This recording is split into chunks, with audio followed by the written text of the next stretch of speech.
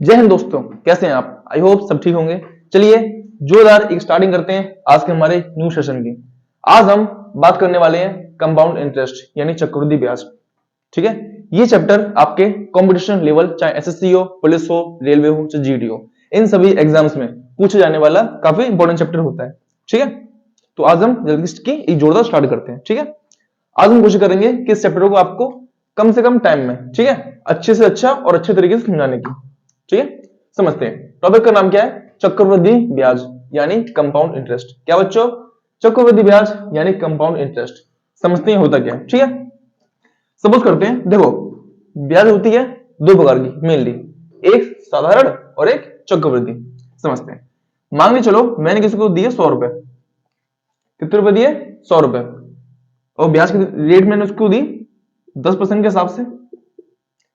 बात करते हैं दो प्रकार से, एक एसआई यानी साधारण रूप से, एक सीआई यानी चक्रवृद्धि रूप से। 100 रुपए 10% के हिसाब से देने पर एसआई जो फर्स्ट ईयर का आएगा वो कितना आएगा? 10 रुपए। कितना आएगा? 10 रुपए। तो 10 रुपए और 100 रुपए कितने हो गए मेरे? 110। बात करें सीआई में, सीआई में सेम रहता है क्या? 100 के 10 रुपए प्लस 100 यानी कि 110। पहले टर्म में निकालने वाला ब्याज चाहे वो साधारण हो चाहे वो चक्रवृद्धि हो, दोनों में क्या रहता है? सेम। बट डिफरेंस आता है सेकंड केस से। जब बात करें दूसरे साल की, यहां पर एसआई 100 का 10% क्या आएगा? 10 रुपए। यानी 10 और 10 अब कितने हो जाएंगे? 2 साल के 20 रुपए प्लस 100 रुपए जो पहले थे, कितना हो जाएगा? 120। बट बात करें यहां पे, तो यहां पे जो रुपए आएंगे ब्याज के, वो 100 का 10% तो आएगा ही आएगा, 20।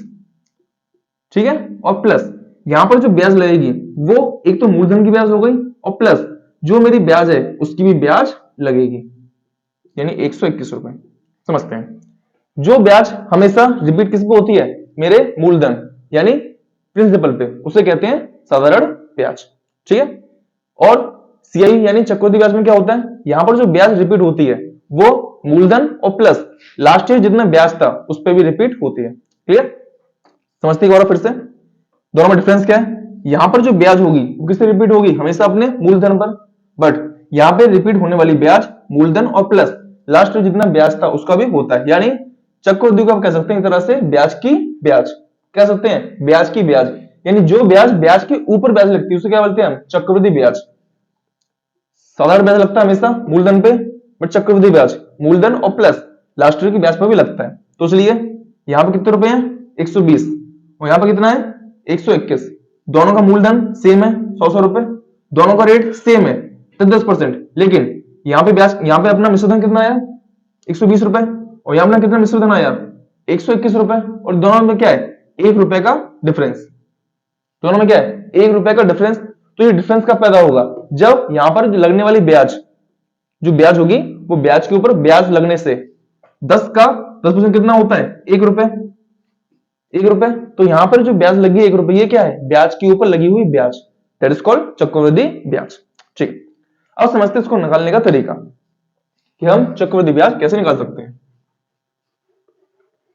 चक्रवृद्धि ब्याज का जो चैप्टर है वो जनरली आपको क्लास 8 स्टैंडर्ड में फर्स्ट ऑफ ऑल मिला होगा, जहां पे आपको चक्रवृद्धि ब्याज निकालने का फॉर्मूला होता है CA बराबर P ब्रैकेट में 1 plus R upon 100 power T। जहां पर तो CA क्या है? अपना चक्रवृद्धि मिश्रधन। P फॉर अपना प्रिंसिपल यानी कि मूलधन, R फॉर होता है रेट यानी रेट ऑफ इंटरेस्ट, और T होता है अपना टाइम यानी कि समय। ठीक है, CA अपना क्या होता है? चक्र वृद्धि मिश्रधन। क्या होता है? चक्रवृद्धि मिश्रधन। P क्या होता है? अपना प्रिंसिपल, प्रिंसिपल यानी कि अपना मूलधन। ठीक है, R फॉर रहता है अपना रेट यानी कि दर, और T फॉर अपना रहता है बच्चों टाइम यानी कि समय, और CI यानी कि चक्रवृद्धि ब्याज। ठीक है, अगर मुझे CI निकालनी हो, फॉर्मूला क्या होता? CA माइनस P, यानी मिश्रधन में से C प्रिंसिपल घटा के मुझे मेरी ब्याज मिल जाएगी। ठीक है, समझते हैं अपना जो मेन टॉपिक यहाँ पे सीए निकालना, यानी चक्रवृद्धि ब्याज कैसे निकालेंगे समझते हैं। क्लास 8 में जनरली फॉर्मूला क्या होता है, सीए इक्वल पी ब्रैकेट में 1 plus R upon 100 power T. समझते हैं। यहाँ पे मैंने क्वेश्चन ले रखा है कि 10,000 रुपए, कितने रुपए, 10,000 रुपए का 10% चक्रवृद्धि ब्याज की दर से 3 वर्ष का चक्रवृद्धि ब्याज कितना होगा। क्या बच्चों, 10,000 रुपए का 10% चक्रवृद्धि ब्याज की दर से 3 वर्ष का चक्रवृद्धि ब्याज क्या होगा। समझते हैं। 10,000 रुपए क्या है अपने, पी यानी कि मूलधन, रेट क्या है अपनी 10% पर एनम यानी प्रतिवर्ष, और टी क्या अपना 3 वर्ष, 3 साल। समझते हैं, चलिए स्टार्ट करते हैं। पी कितना है अपना 10,000 रुपए, 1 प्लस आर कितना है अपना बच्चों 10% अपॉन 100, पावर कितनी है 3, क्योंकि टाइम दिया 3 साल का। समझते हैं, 0 से 0 कैंसिल, 10,000 रुपए 10 बन जा 10, 10 और 1 11 अपॉन 10 पावर 3, 10,000 इंटू पावर कितनी बार है 3 बार, पहले लिखेंगे 3 बार, 11/10, 11/10 और 11/10, 3 0 से 3 0 कैंसिल, क्या बचा यहाँ पे 10 और यहाँ पे 11 इंटू 11 इंटू 11, 11 11 121 और 121 इंटू 11 1331 और आएगा 0 0 आ गया। ये क्या हो गया मेरा कंपाउंड अमाउंट इन चक्रवृद्धि मिश्रित धन। अब क्या निकालना है मुझे, ब्याज यानी कि CI, that is CA minus P. CA कितना है मेरा, अभी कितना आया 13,310 और माइनस 10,000 यानी कि 1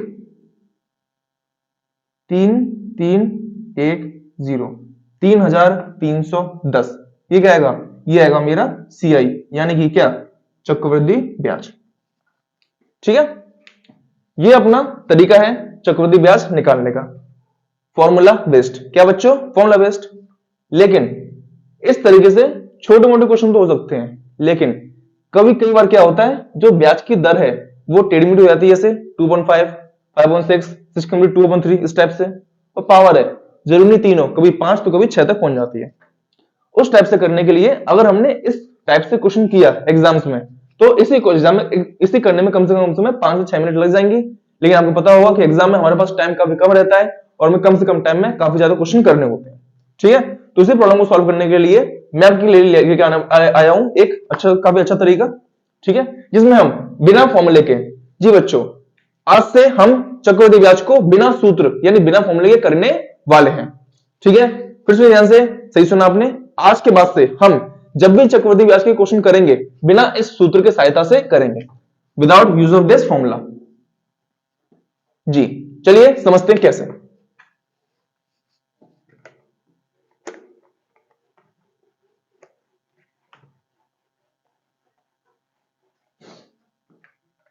समझते हैं थोड़ा बेसिक से। पहली बात देखते हैं, पी कितना है 10,000, रेट कितना है 10% और समय कितना है 3 वर्ष। ठीक है, क्लियर। देखते हैं आगे। पहले मैं करूंगा क्या, फर्स्ट ऑफ ऑल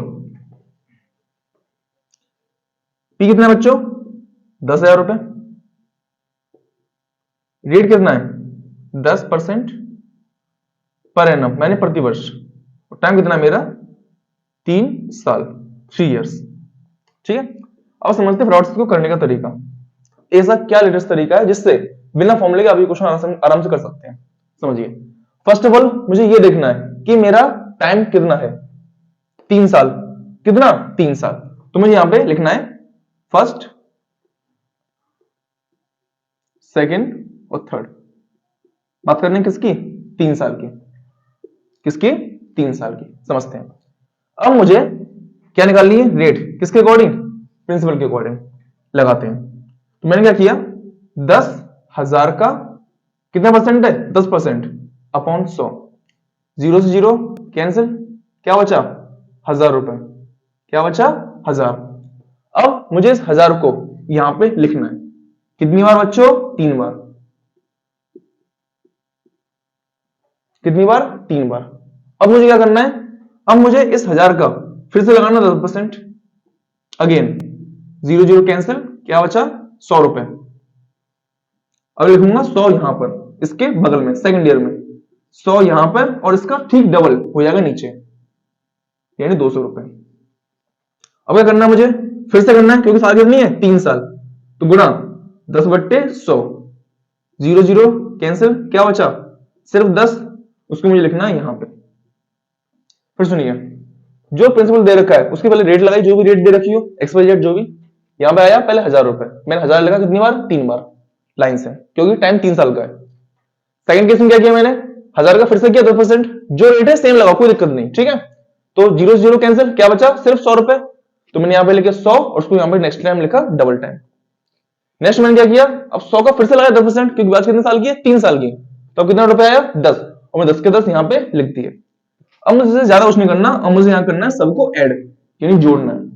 1000 1000 1000 कितना हो गया 3000, 100 200 300 और प्लस 10 कितना है बच्चों 3310, दैट इज माई CI यानी चक्रवृद्धि ब्याज। ठीक है, हम इस तरीके से कितने भी डिफिकल्ट क्वेश्चन को आसानी से टर्म वाइज कर सकते हैं। इसी तरीके से कितनी सी आई अपनी 3310, विदाउट फॉर्मूला, बिना सूत्र की सहायता से हमने यहां पे इस वैल्यू को निकाल चुके हैं।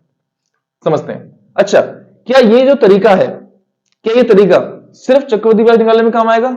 नहीं, इस तरीके से आप चक्रवृद्धि ब्याज से जुड़े हुए काफी टाइप के क्वेश्चन कर सकते हैं। समझते हैं, जैसे यहां पे जो मेरी वैल्यू है फर्स्ट वाली वैल्यू, ये पूरी वैल्यू क्या है मेरी SI यानी साधारण ब्याज। यानी कि यदि आपसे क्वेश्चन में अगर चक्रवृद्धि ब्याज और साधारण ब्याज दोनों पूछ रखे हैं तो आपको बस यही लगाना है, और जो पूरा आया वो आपका CI यानी चक्रवृद्धि ब्याज, और जो ये वैल्यू आई वो क्या होगी अपनी SI यानी साधारण ब्याज। आपसे क्वेश्चन में पूछे 1 साल की चक्रवृद्धि ब्याज, तो ये होगी आपकी CI फर्स्ट। आपसे क्वेश्चन पूछे 2 साल की चक्रवृद्धि ब्याज, तो CI 2 पूरी। आपसे पूछे तीसरे साल की चक्रवृद्धि ब्याज, तो CI 3, और जो भी वैल्यू होगी पूरी की पूरी वैल्यू। ठीक है, थोड़ा समझते हैं चीजों को। अगर आपसे क्वेश्चन में पूछे कि बताओ कि 2 साल की चक्रवृद्धि ब्याज और 1 साल की चक्रवृद्धि ब्याज के बीच अंतर क्या होगा, तो बस आपका ये वाला आंसर क्या होगा CI2 माइनस SI2, यानी 2 साल के चक्रवृद्धि ब्याज और साधारण ब्याज के बीच में अंतर। यहां पे आपको, अच्छा जनरली क्या करेंगे आप, पहले आप साधारण ब्याज निकालेंगे, फिर आप चक्रवृद्धि ब्याज निकालेंगे और फिर उसको माइनस करेंगे। इस टाइम में क्या होगा, इस करने में हमें काफी टाइम लगेगा और हमारा काफी टाइम वेस्ट होगा। तो हमें क्या करना है, सिंपल सी ट्रिक लगानी है और देखना है कि यहां पे कौन सी वैल्यू लिखी हुई है। सेकंड केस में यहां पे जो भी वैल्यू लिखी हो, जो भी XYZ, ठीक है, वो अपना क्या होगा 2 वर्ष के साधारण ब्याज और चक्रवृद्धि ब्याज के बीच में अंतर।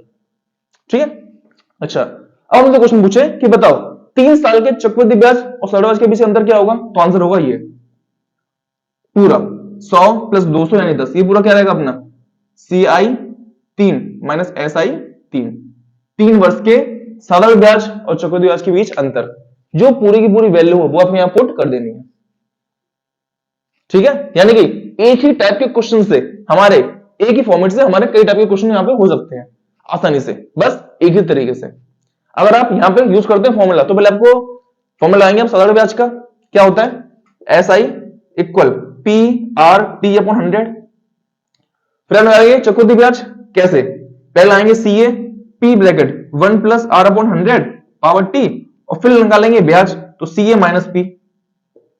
इतना सब करने के बाद फिर आप करेंगे क्या कि CI माइनस SI घटाओ, तब जाके आपको अपना आंसर मिलेगा। लेकिन अंतर वाले क्वेश्चन में आपको बस यही ट्रिक लगानी है, सिंपल से, ये सेम फॉर्मेट है। इसी फॉर्मेट की मदद से आप पूरा क्वेश्चन चुटकियों में, जी बच्चों चुटकियों में कर सकते हैं बिना किसी दिक्कत के, बस एक ही फॉर्मेट में। ठीक है, तो अब से हम चक्रवृद्धि ब्याज के जितने भी फॉर्मुले करेंगे, जितने भी क्वेश्चन करेंगे, एक भी क्वेश्चन हम फॉर्मुले से नहीं बल्कि इस फॉर्मेट से करने वाले हैं। ठीक है, चलिए समझते हैं इसमें, चलिए शुरू करते हैं इसी सीरीज में। अगला क्वेश्चन हमने एक क्वेश्चन और लिया यहां पे, क्या कि 3000 रुपए, कितने रुपए 3000 रुपए 20% चक्रवृद्धि ब्याज की दर से 2 वर्ष का चक्रवृद्धि ब्याज क्या होगा। ठीक है, समझते हैं। जो पैसा हम उधार देते हैं वो हमेशा क्या होता है हमारा P यानी कि मूलधन, कितना हमारा 3000 रुपए, रिमेंबर दैट, ओके। जो परसेंट पे होता है वो क्या होती है अपनी रेट यानी कि ब्याज की दर 20% पर एनम। यानी प्रति वर्ष। समझते हैं टाइम कितना दे रखा है हमें, 2 वर्ष यानी 2 ईयर। पूछे क्या हमसे, चक्रवृद्धि ब्याज निकालने का बस तरीका है क्या, फॉर्मूले से लिखने में, फॉर्मूले से यहां नहीं करना है। क्या देखना है पहले, कितना वर्ष है, कितने वर्ष है, 2 साल, कितना है 2, तो मैं लाइन खींच के यहां लिखा फर्स्ट और सेकंड, कितना, बस 2। अब समझते हैं, अब निकालते हैं इसका वैल्यू, 3000, पहले मैंने लिखा 3000 का 3000 इंटू क्या वैल्यूटी अपनी 20%, तो देखिए 20% की वैल्यू क्या होती है, 20/100 यानी कि 1/5, क्या होगा 1/5। याद रखे जब भी वैल्यू क्या होगा आपकी 20%, अब क्वेश्चन करना हो तो उसे आप सीधे वैल्यू क्या रखेंगे यहाँ पे 1/5, 20% लिखकर काटने में टाइम वेस्ट नहीं करेंगे अपन, ठीक है। 20% क्या वैल्यू रखेंगे सीधे 1/5 रखते हैं, 1/5, 5 से 30 कटा 6 बार, क्या वैल्यू है अपनी 600, क्या वैल्यू आई 600, तो 600 को मुझे यहां पे कितने बार लिखना है 2 बार, ठीक है। अब 600 का फिर से क्या 1/5, तो 5 से 60 कितने बार गया 12 बार, 0 0 कितनी वैल्यू आई 120, उसको मुझे लिखना है यहां, क्योंकि मुझे यहां पे टाइम सिर्फ 2 वर्ष को दे रखा है, इसलिए मैंने तीसरे फॉर्मेट में नहीं जाऊंगा। अब क्या करना है, सिंपली ऐड 6 दूनी 1200 प्लस 120 जोड़ते कितना हो जाएगा 1320, 1320, क्या आ गया मेरा चक्रवृद्धि ब्याज, वो भी चुटकियों में बिना किसी ज्यादा मेहनत के, ठीक है। गुड, अब समझते हैं इसमें 1-2 क्वेश्चन और करेंगे और फिर उसके बाद हम इस फॉर्मेट को थोड़ा आगे समझते हैं अपना एक और जोरदार क्वेश्चन। यहां पे हमने क्वेश्चन को डिफिकल्टी लेवल थोड़ा बढ़ाया गया है आपके एग्जाम के अकॉर्डिंग, ठीक है। कितने पैसे हैं 30,000 रुपए, मैंने किसी को ब्याज पे दी है और 25% क्या है उसकी रेट ऑफ इंटरेस्ट पर साल की, और कितना टाइम है उसका 3 वर्ष यानी कि 3 ईयर्स। समझते हैं, पी प्रिंसिपल 30,000 रुपए, रेट लाया 25%, 25/100 यानी 1/4 और टाइम कितना है 3 वर्ष का। सीधी बात, टाइम कितना है 3 साल, तो 1 2 3 बार लिख लिया। अब क्या करना है, जो मूलधन है लगाओ उसका रेट, 30,000 का 25% कटिंग किया, क्या आया 7500 रुपए, कितना आया 7500 रुपए, इसको मैंने लिखा यहाँ पे 1 2 3 बार। अब 7500 का फिर से 25% सॉल्व किया, कितना आया 1875, इसको मैंने लिखा यहाँ पे सेकंड केस में, और फिर यहाँ पे इसका लिखना है मुझे डबल, ध्यान से इसका क्या रहेगा हमेशा 2 टाइम्स डबल। फिर मैंने इसका फिर से किया 25%, कितना आंसर है मेरा 468.75, ठीक है। जो वैल्यू आई उसको मैंने थर्ड पॉइंट में लिख लिया। अब क्या करना है मुझे, इसका ऐड किया मैंने 7500 3 बार, कितना आया 22,500, 1875 प्लस 3750 कितना आया 5625 और 468.75 सेम टू सेम। जब मैंने वैल्यू को यहाँ पे मगअप किया यानी कि प्लस किया तो कितना आंसर आया मेरा 28,593.75, ठीक है। ये क्या है मेरा चक्रवृद्धि ब्याज। कुछ में पूछ कर रहे हैं हमसे सिंपली मिश्रधन क्या होता है, आपने जो पैसा दिया और प्लस जो आपको ब्याज मिला। पैसा दिया कितना था 30,000 रुपए, कितना ब्याज मिला 28,593.75, जोड़ा कितना आंसर आया 58,593.75, ये क्या होगा अपना फाइनल आंसर यानी अपना मिश्रधन, ठीक है। तो आई होप आपको चीजें क्लियर हुई होंगी। आज हमने पढ़े इसके जनरल क्वेश्चन यानी साधारण क्वेश्चन इस फॉर्मेट से।